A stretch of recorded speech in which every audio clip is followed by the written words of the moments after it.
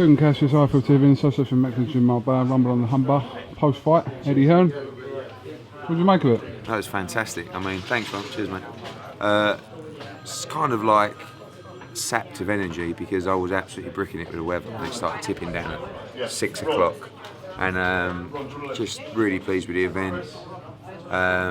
Tough to watch Campbell Coyle because I represent both fighters and I was very nervous for both of them, especially when I was in the ring. Because the atmosphere, I mean, I know what you thought, one of the best atmospheres. Yeah, definitely, just before the fight started. With a Sweet Caroline kicking off, and it was that was really good. And you know, I'm pleased that Tommy didn't get hurt in the fight, as in, you know, he wasn't stopped on his feet or beaten a count. He was hurt badly to the body, but ultimately he can move on. But Luke Campbell will move on to world levels. Tommy sort of kind of dismissed himself as a domestic level fighter after the fight. Harsh. Yeah. I think you've got so many good lightweights in Britain at the moment. You know, obviously, you know, Ricky Burns back in the mix tonight. You've got Kevin Mitchell, you've got Terry Flanagan, you've got Derry Matthews, you've got Coyle again fighting for a world title, Scotty Cardle, British champion. So, you know, there's so many fights at lightweight, and you know, Luke is going to be right in the mix of those over the next 12 months. For Tommy, he'll come again 100%. People don't realise Tommy's 25. Do you know what I mean? Luke's 27.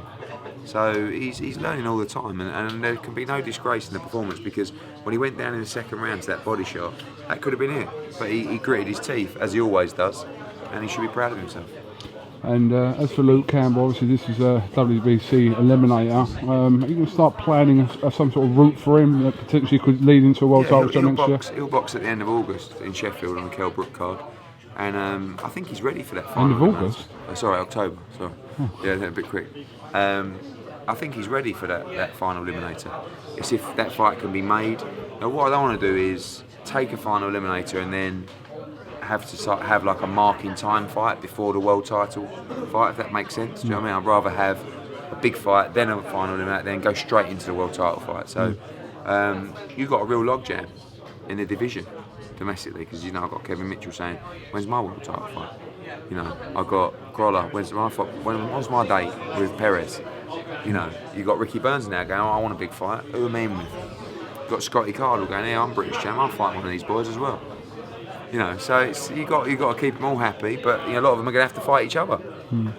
Brian Rose, great fight. Yeah. Great fight, and he said after the fight that he was going to retire if he couldn't beat Carson Jones. He had to win tonight, and I think in the second round he got hurt, and I thought, oh no, please, and he gritted out. I mean, I think he's got to have his nose looked at because that cut keeps opening up every single fight, and he was fighting for his career tonight.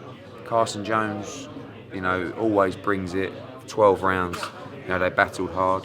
I think I had it by 4 or 5 rounds. I think some of the scores were a little bit wide, but 100% Rose won the fight. And now he can go on. You know, I think he's more comfortable at middleweight, or that was just a couple of pounds below the middleweight limit. But there's huge fights out there for him at middleweight. But, you know, he'd get that nose fixed, but his career's alive, and that's the main thing. He was with a loss tonight. That was it for Brian. At you know, any kind of, you know, fringe world level, even European level, you know, and I'm pleased for him because, you know, he was under a lot of pressure tonight. And Dillian Whyte done his side of the job against Costa Jr. Obviously he'll fight on September the 12th, but you'd have to look up his opponent level. Yeah, I mean, I think he went down a little bit easy. It was a decent, sharp right hand and then left hook to the top of the head.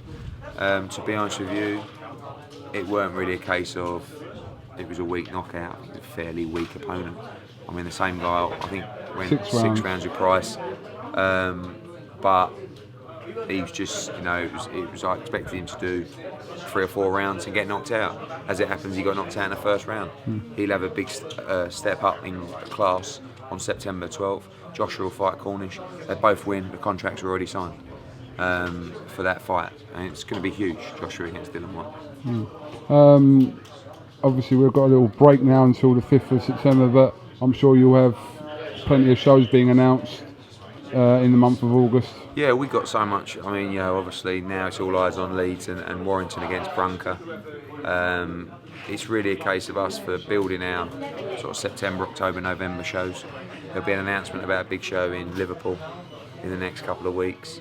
November 21st is our preferred date for Manchester. Quigg against Coyle against Perez, and Bob Arum's coming over in about 10 days for us to try and tie up the Denier fight for Quigg, which I think is a wonderful fight. You know, Brooke, end of October, will announce that opponent, probably not next week but the week after.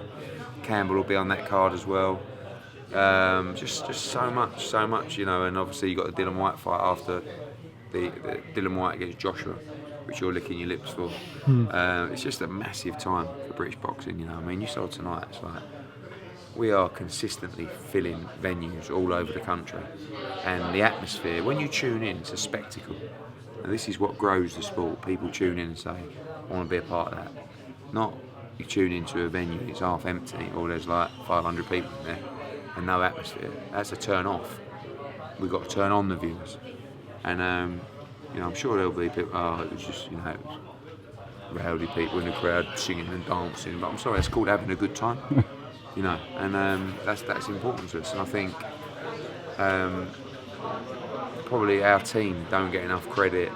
You know, I couldn't do it without, you know, Frank Smith and Anthony and Paul and Ross and Johnny Wish, because that event took a lot of work. Yeah, it looked like you don't just turn up and go into an arena. That took a lot of work. Yeah. And it ain't me going out there putting down things on the pitch and putting rings up and canopies up, and you know, it's cool. I've got the ideas and the dreams, and they put it all together. So I'm really proud of the team, and I'm really proud of what we're doing for British boxing, to be honest with you. I know blowing our own trumpet, but we're pushing boundaries where we can, and you know, quite honestly, I think we should be commended for that. I'll commend you. Thank you. Fantastic event tonight. Like I said, one of the best atmospheres I've been to, especially that outdoor. Yeah. Just before I'm so pleased with the weather, because it could have been. There was one stage I turned around, it was pouring with rain, and there was women who turned up and they were in high heels, just had their hair done, drenched, looking at their old man, going, "What on earth have you brought me to here?"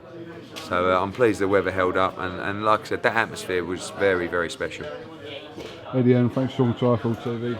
I'll catch up with Luke Campbell now, so cheers, mate. See you soon. thank you very much.